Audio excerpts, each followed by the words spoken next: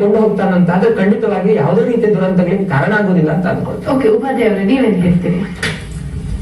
ನಾನು ನಾಗರಾಜ ನಕ್ಷತ್ರವರು ಹೇಳಿದ್ದು ಕೂಡ ನಂಬ್ತೇನೆ, ಅದರಲ್ಲಿ ಏನೂ ಒಂದು ಪ್ರಶ್ನೆ ಇಲ್ಲ. ಆದ್ರೆ ನನ್ನದೇ ಆದ ಕೆಲವೊಂದು ವಿಚಾರಗಳಿದೆ. ಏನಂದ್ರೆ ವಾತ ಪಿತ್ತ ಕಫ ನೀವು ಕೇಳಿ ಇರ್ತೀರ. ವಾತ ಪಿತ್ತ ಕಫ ಯಾವುದು ಆಯುರ್ವೇದ ಇದರಲ್ಲಿ ಅವರು ಕೆಲವರು ನಾಡಿಯನ್ನು ಹಿಡಿದುಕೊಂಡು ಅವರು ಹೇಳ್ತಾರೆ ನಿಮಗೆ ಯಾವ ಕಾಯಿಲೆ ಅಂತ. ಈ ವಾತ ಪಿತ್ತ ಕಫದ ಮೇಲೆ ನಮ್ಮ ಗ್ರಹಗಳು ಕಾರಣೀಭೂತರಾಗಿರ್ತಾರೆ.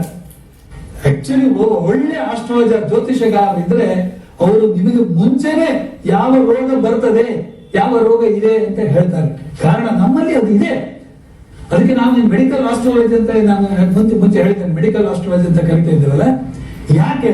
ಕಾರಣ ಈಗ ಪಾಪ ದೃಷ್ಟಿ ಲಗ್ನದ ಮೇಲೆ, ಆಮೇಲೆ ಕೆಲವೊಂದು ಮನೆಗಳ ಮೇಲೆ, ಪಾಪದ ಮನೆ ಮೇಲೆ ಇದ್ದಾವಾಗ ಅದು ಆರೋಗ್ಯವಂತ ಮನುಷ್ಯನ ಲಕ್ಷಣ.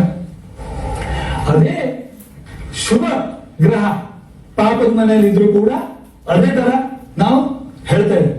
ಇದೆಲ್ಲ ಒಂದೊಂದು ಇದು ಗ್ರಹಕ್ಕೂ ಒಂದೊಂದು ಕಾರಕತ್ವ ಅಂತ ಕರಿತೇವೆ. ಯಾಕೆ ಸೂರ್ಯ ಮತ್ತೆ ಕುಜ ಯಾರಿಗೆ ಕಾರಕತ್ವ? ಕುಜ ರಕ್ತಕ್ಕೆ, ಸೂರ್ಯ ಮತ್ತೆ ಕುಜ ಇವನ್ ವಾತಕ್ಕೂ ಕೂಡ ಕಾರಣಕರ್ತ ಆಗ್ತಾನೆ. ಆಮೇಲೆ ಬುಧ ವಾಯು ಸಂಬಂಧ, ಶನಿ ಈ ಮೊಣಕಾಲು ನೋವಿಗೆ ಸಂಬಂಧಪಟ್ಟಂತ ಗ್ರಹ. ಆಕ್ಚುಲಿ ಈ ರೀತಿ ಪ್ರತಿಯೊಂದು ಗ್ರಹಕ್ಕೂ ಒಂದೊಂದು ಕಾರಕತ್ವ ಉಂಟು. ಆ ಕಾರಕತ್ವ ಹೇಗೆ, ಎಲ್ಲಿದ್ದಾರೆ, ಯಾವ ರೀತಿಯಲ್ಲಿದ್ದಾರೆ, ಆ ಒಂದು ವಿಶ್ಲೇಷಣೆ ಮಾಡಿದವಾಗ ಇವರು ಯಾವುದರಿಂದ ಸಾಯ್ತಾ ಇದ್ದಾರೆ ಅನ್ನೋದು ಕೂಡ ನಾವು ಹೇಳ್ಬೋದು. ಸರಿಯಾದ ಜ್ಯೋತಿಷಗಳಿದ್ರೆ ಅವರು ಇಂತಹ ದಿವಸ ಸಾಯ್ತಾರೆ ಅಂತ ಕೂಡ ಹೇಳ್ತಾರೆ. ಯಾಕೆ? ದಶ ಭುಕ್ತಿ ಅಂತರ್ದಶ ಅದು ನಾವು ನೋಡ್ಬೇಕು. ಈಗ ಶಿವರುದ್ರಪ್ಪನವರು ಸತ್ತಾದಾಗ ರಾಹು ದಶ ಕೇತು ಬುದ್ಧಿ.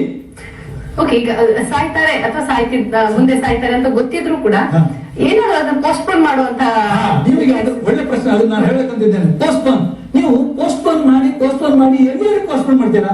ನಾವು ಹೇಳ್ತೇವೆ ಜ್ಯೋತಿಷದಲ್ಲಿ ಪ್ರತಿಯೊಂದಕ್ಕೂ ಒಂದು ಉಪಾಯ ಉಂಟು. ಅದು ಒಂದು ಉಂಗುರ ಮಾಡಿ ಹಾಕಿ, ವೈಡೂರೆ ಮಾಡಿ ಹಾಕಿ, ಇಲ್ಲ ಹವನ ಮಾಡಿ, ಇಲ್ಲ ಸಾಮೂಹಿಕ ವಿವಾಹ, ಸಾಮೂಹಿಕ ಪೂಜೆ ಮಾಡಿ ನೋಡಿ. ಸಾಮೂಹಿಕ ಪೂಜೆಯಲ್ಲಿ ಫಲ ನಮಗೆ ವ್ಯಕ್ತಿಗತ ಸಿಗುವುದಿಲ್ಲ. ಸಾಮೂಹಿಕ ಪೂಜೆಯಲ್ಲಿ ಇನ್ನೊಂದು ನಕ್ಷತ್ರಗಳು ನೀವು ಹೋಗ್ತಿರೋ ಬಿಡ್ತಿರೋ ಗೊತ್ತಿಲ್ಲ. ಆದ್ರೆ ನಮ್ಮ ಜ್ಯೋತಿಷಗಾರರು ದುಡ್ಡು ಮಾಡುವ ರೀತಿಯಲ್ಲಿ ಹೇಳ್ಬಿಡ್ತಾರೆ, ಬನ್ನಿ ನಾಳೆ ಬನ್ನಿ. ನೀವೀಗ ಬಹಳ ಹಿಂದೆ ಒಂದು ಕೆಲವು ವಾರಗಳ ಹಿಂದೆ ಗಡವನಹಳ್ಳಿ ಲಕ್ಷ್ಮಿ ಉದ್ಭವ ಆದಳು ಅಂತ ಹೇಳಿದಾಗ 2 ಲಕ್ಷ ಜನರ ಮುಂದೆ ಕೆಲವರೆಲ್ಲ ಸತ್ಯ ಹೋದ್ರು. ಸಾಯಿಲ್ಲ, ಮರಣ